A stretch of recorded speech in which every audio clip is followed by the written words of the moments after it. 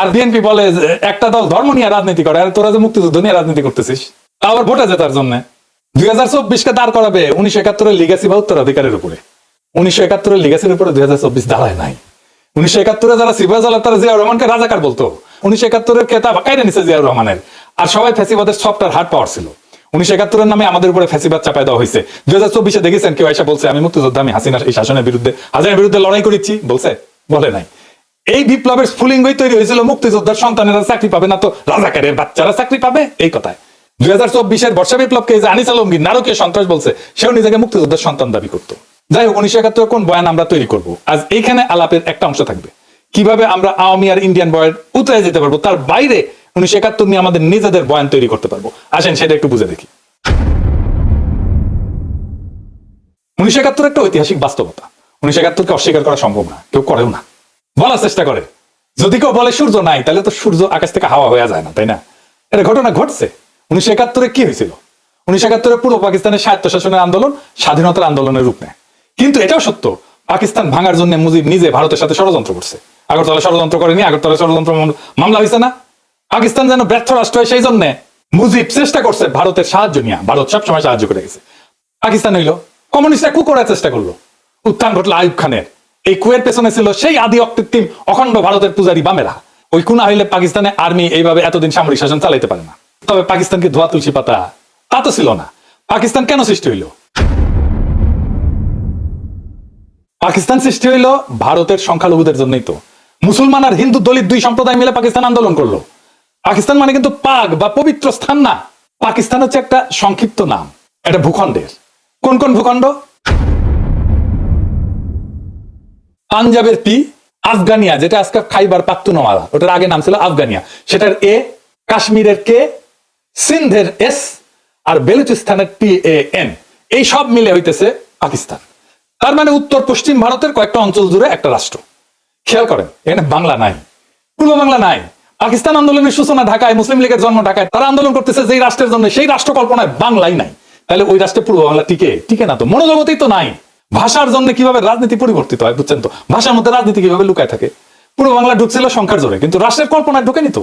এখানে ইতিহাসের লেন্স বদলাইতে হবে। আমরা সাধারণত ভাবি পাকিস্তান ভাগলো 1971। আসল সত্যটা হলো পাকিস্তান ভেঙ্গেই বানানো হয়েছিল।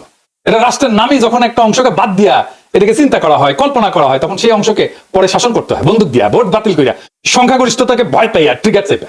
আর ইন্ডিয়ান উস্কানি তো ছিলই। পাকিস্তানের লিগটা এতই বেকুব ছিল যে কোনোভাবেই পূর্ব পাকিস্তানকে পলিটিক্যালি কিভাবে ওন করতে হবে সেটা বুঝতে পারেনি। মুসলিম লীগকে টেকাইতে পারে নাই। পাকিস্তান রাষ্ট্রকে যে টিকায় রাখবে পলিটিক্যাল ইনস্টিটিউট, তারই টুকরা করলো। সোহরাওয়ার্দী তার অনুসারীদের মুসলিম লীগ থেকে বের করে দিল। জন্ম নিল আওয়ামী মুসলিম লীগ। আর সোহরাওয়ার্দী যে বাংলাই বলতে পারতো না, তার শিষ্যরা রাষ্ট্রভাষা আন্দোলন শুরু করলো বাংলা ভাষার জন্য। কি তামাশা! দলিত হিন্দু নেতা যোগেন মন্ডলকে রাতের আধারে পাকিস্তান ছাড়তে হলো। একটার পর একটা ভুল করতে করতে করতে করতে শেষ পর্যন্ত বাংলাদেশ রাষ্ট্রের জন্ম অবশ্যম্ভাবী করে তুললো। পাকিস্তান নিজেই করলো। পাকিস্তানকে তার হিস্টোরিক মিস্টেক গুলো একনলেজ করতে হবে, তো এটা স্বীকার করতে হবে। শুধু ইন্ডিয়ার দোষ দিলে তো হবে না। ইন্ডিয়ার ষড়যন্ত্র কেন সফল হইতে পারলো সেটার হদিস নিতে হবে। মুশকিল হইতেছে নিজের পাদের গন্ধ নিজে টের পায় না, সেজন্য এনগেজ হইতে হয় ভিন্ন মতের সাথে। পাকিস্তান ট্রুলি এনগেজ হয়েছে বাংলাদেশের সাথে, বাংলাদেশের ইন্টেলিজেন্সের সাথে, বাংলাদেশের সিভিল সোসাইটির সাথে, বাংলাদেশের একাডেমিয়ার সাথে, বাংলাদেশের মিডিয়ার সাথে। হয়নি, এখনো হয় না। ইন্টেলেকচুয়ালি এনগেজ হয়নি। হইলে ইন্ডিয়ার এই বারবারন্ত অনেক এফিসিয়েন্টলি ঠেকাইতে পারতাম আমরা বাংলাদেশে। এখন 71-এর সবচেয়ে বড় ট্র্যাজেডি কি, এটা আমাদের বুঝতে হবে। 71-এর সবচেয়ে বড় ট্র্যাজেডি গণহত্যা, জেনোসাইড, ক্লাস বুক রেফারেন্সের জেনোসাইড। এই জেনোসাইডের দুইটা বড় পার্ট, একটা বাঙালি জেনোসাইড আর একটা বিহারি জেনোসাইড। বিহারি জেনোসাইড একেবারে মুছে দেওয়া হয়েছে, বিহারিদেরকে বাঙালিরা মারছে। আমরা বাঙালি জেনোসাইড বলি, কিন্তু দেখেন 1971 সবচেয়ে বড় দখল গেছে হিন্দু সম্প্রদায়ের উপরে, বাঙালি হিন্দুর উপরে। এটা শুধু একটা জাতির উপরে আক্রমণ না, একটা জাতির নির্দিষ্ট ধর্ম সম্প্রদায়ের উপরে আক্রমণ। এই ক্ষতটা হিন্দু সম্প্রদায়ের মধ্যে গভীর। আমার ফুলকুমারিতে পড়ছেন যে আমার বগুড়ার বাড়ি দখল করে নিয়েছিল আমাদের এক প্রতিবেশী, এখনো তারা আমাদের প্রতিবেশী। এখনো এই যে এক্সট্রিমলি কমপ্লেক্স জটিল সিচুয়েশন, এটার তো প্রপার রিকনসিলিয়েশন হয়নি। তো আমার সেই প্রতিবেশী উনি তো কোনোদিন এসে আমাদের পরিবারের কাছে মাপ চান নাই যে কাজটা ভুলেছে, মাফ করে দেন। এখন পিনাকি দাবরানি দিলে ওই বাড়ি ছাড়া হয়ে পালাইবে, সেটা অন্য কথা। কিন্তু বাংলাদেশের সব হিন্দু তো পিনাকি না, সে তো ভয় থাকে আমার বাড়ি না আবার দখল করে ফেলে।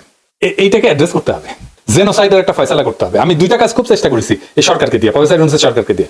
71-এ নিহতদের পুরো নাম তালিকা করা প্রজেক্ট, এক প্রফেসর কাজ করতেছেন। এইখান থেকে ওইখান থেকে নানা ফান্ড নিয়ে সামান্য একটা ফান্ডের জন্য উনি ফিল্ড ওয়ার্ক করতে পারতেছেন না, শেষ করতে পারতেছেন না। আমি হয়রান হয়ে গেলাম একটা ফান্ড ম্যানেজ করে দিতে।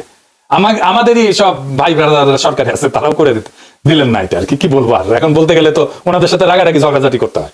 এই কষ্টটা পড়ে যেতে পারতো প্রফেসর ইউনূসের সরকার। আমি ওনার জন্য ক্রাউড ফান্ডের ব্যবস্থা করতে পারতাম, কিন্তু আমি ওনার এক্সপোজ করলে ওনার বিপদ হবে। ওনারা খাইয়ে দেবে ইন্ডিয়া বা আওয়ামী লীগ। আর একটা কাজ হইতেছে বিহারিদের ক্যাম্পগুলো বন্ধ করে তাদের মেইন স্ট্রিমে নিয়ে আসা। এটা লজ্জার যে তারা এখনো একটা ক্যাম্পের মধ্যে, ঘেটোর মধ্যে আছে। আব্দুল নূর তুষারেরা গণহত্যার জন্য পাকিস্তানে 3 বার ক্ষমা চাইলো, আবার চাইতে পারে ক্ষমা। আব্দুল নূর তুষারেরা বিহারি গণহত্যার জন্য ক্ষমা চাইতে প্রস্তুত আছে? নাই। তাহলে ইতিহাসের রিকনসিলিয়েশন হবে কিভাবে? যখন বিহারি গণহত্যার কথা আসবে তখন দেখবেন গা মুসরা মুসতে করিচ্ছে। আর ফাইনালি জামাতের 1971 স্বাধীনতা যুদ্ধের ভূমিকা, এটা নিয়ে ফাইনাল আলাপ। জামাতের বিরুদ্ধে অভিযোগ যেটা আওয়ামী লীগ করে, সে একই অভিযোগ করে বিএনপি। আওয়ামী লীগ অভিযোগ করে জামাত নেতারা 1971 পাকিস্তানি বাহিনীর গণহত্যার সহযোগী ছিল। এই গণহত্যার জন্য জামাতই দায়ী। সেই কল্পিত অভিযোগে ফাঁসি দিচ্ছে তাদের নেতাদেরকে।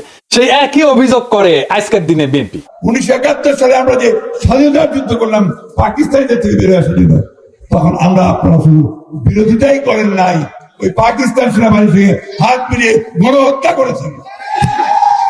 এই কথা বলতে আমার কোনো দ্বিধা হয় না। কিন্তু খালেদা জিয়া সেই বিচার সম্পর্কে কি বলেছিল শুনেন। আমি বলতে চাই, আজকে মুজাহিদি, সাইদি, বেলারুসুল সাইদি, কামরুজ্জামান, কাদের মোল্লা, এদের সবাইকে তারা মিথ্যে মামলা দিয়ে গ্রেফতার করে রেখে দিয়েছে।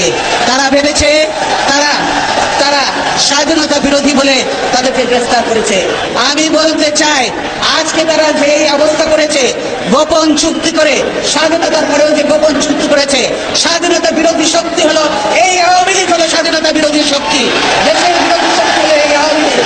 তাই আগে তাদেরকে আইনের ব্যবস্থা করতে হবে, তবেই এই দেশ নিরাপদ হবে, স্বাধীন হবে। শুনলেন তো, উনি বলছেন মিথ্যা ওগুলো মামলা। আচ্ছা, মির্জা ফখরুল কি বলেছিল শুনেন।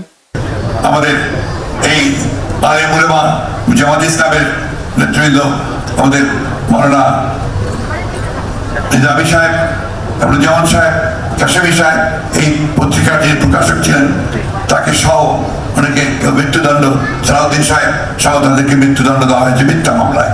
শুনেছেন তো, সেও বলে হাম্বা, মানে তারও ওই একই কথা। আমাদের সময় একটা বিজ্ঞাপন ছিল, এইরকম গরুকে জিজ্ঞেস করে তোমার কি কথা, সে গরু এখন চিৎকার দেয় হাম্বা, তাহলে বড় সেই একই কথা। আর এখন বলে স্বাধীনতার পরাজিত শক্তি মাথাচাড়া দিয়ে উঠতেছে, ওদের নস্যাৎ করে গণতন্ত্র প্রতিষ্ঠা করবি নাকি। এবার বলে একটা দল গণহত্যা চালাইছিল, মানে জামাত চালাইছিল গণহত্যা। শুনেন, পাকিস্তান আন্দোলন করছিল মুসলমানরা পাকিস্তানের মুসলমান ভাইদের স্বার্থ রক্ষার জন্য, প্রতিমান মুসলিম, তখন আপনাদের নেতা মোদী এটা বিরোধিতা করেছিল, ঠিক না? আজকে আবার 1971 সালে আমরা যে স্বাধীনতার যুদ্ধ করলাম পাকিস্তানিদের থেকে বেরোয় আসার জন্য, তখন আমরা আপনারা শুধু বিরোধিতাই করেন নাই, ওই পাকিস্তান সেনাবাহিনীর সঙ্গে হাত মিলিয়ে গণহত্যা করেছেন। এই কথা বলতে আমার কোনো দ্বিধা হয় না। জামাত নাকি রাজাকার ছিল, শুনেছেন না? গোলাম আজম রাজাকার, শুনেছেন না? গোলাম আজম রাজাকার ছিল না, পাগলা। গোলাম আজম রাজাকার ছিল না রে বেকুব, ছিল শান্তি কমিটির মেম্বার, ছিল শান্তি কমিটির নেতা। রাজাকার ছিল প্যারামিলিটারি ফোর্স, আমাদের আনসারের মতো। তাদের ড্রেস ছিল, ইউনিফর্ম ছিল, ব্যারাকে থাকতো, রেশন ছিল, আর গঠিত হয়েছিল সাধারণ মানুষকে দিয়া। রাজনৈতিক কর্মী ছিল তারা, মুসলিম লীগ, জামাত না। জামাত তখন এত বড় তৃণমূলের অর্গানাইজেশন ছিল না। আমার কথা বিশ্বাস করার দরকার নেই, বিদেশি নিউজ থেকে রাজাকার দেখেন কারা ছিল, পোশাক আশাক সহ, ওদের দাড়ি টুপি ছিল না। দেখেন, The government has organized a paramilitary force called Razakars.